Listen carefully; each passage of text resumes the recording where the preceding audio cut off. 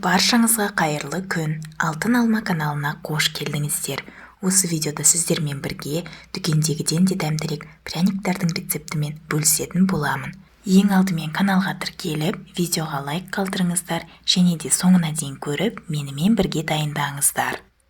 Бұл пряниктердің негізі қайнатпалы түрде жасалады, сондықтан сүтті отқа қойып, ысытып алу керек. Осы уақытта електен өткізілген ұнға қантты қосып араластырамыз. Сүтті де қатты тасытып қайнатудың қажеті жоқ, жай ғана ысытып болғаннан кейін оттан түсіріңіздер. Ыстық күйінде сүтті құрғақ массаға құямыз да барлығын жылдам араластырамыз. Нәтижесінде бізде сұйық қаймақ секілді масса шығады. Енді осы массаны суытып алу қажет.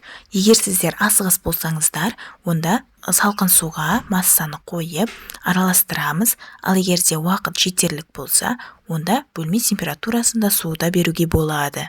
Енді суыған қайнатпалы негізге сұйық май және жұмыртқаның сарысын қосамыз. Сарыуызды қосу міндетті емес, ол пряниктердің дәміне еш әсер етпейді.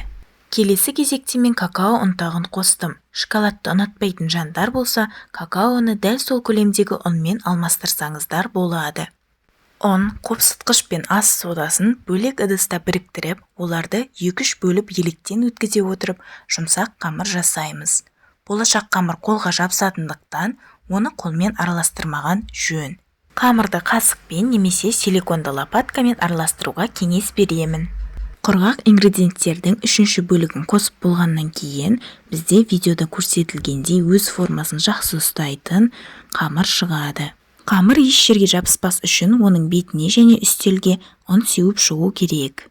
Ұнмен жақсы себілген үстелдің үстіне қамырдың кішкене бөлігін қойып, оны оқтаудың көмегімен 0,8 немесе 1 см көлемінде етіп жайыңыздар. Қамырды қатты жұқа етіп жаймаған дұрыс. Мен пряниктерді диаметрі 5 см болатын қақпақтың көмегімен кесіп шықтым.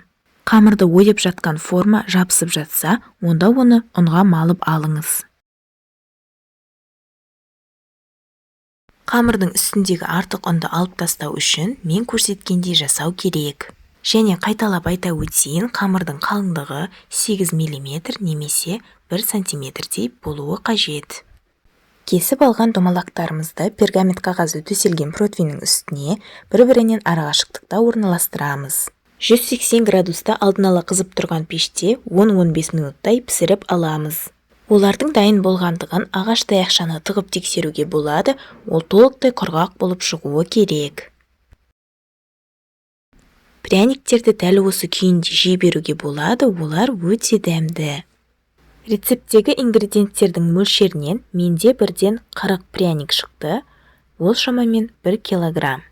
Енді пряниктерге глазурь дайындайтын боламыз. Ол үшін 50 грамм қант ұнтағына 1 ас қасық суды қосып араластырамыз. Қантты массаға пряниктерді батырып, оны қолмен жаға бастаймыз.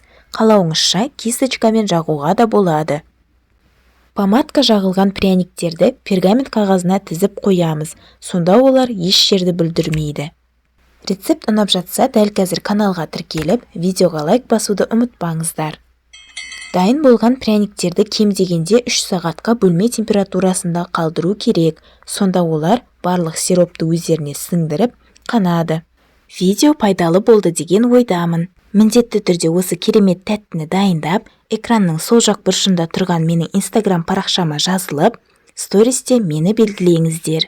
Назарларыңызға үлкен рахмет, келесі видеоларда көріскенше.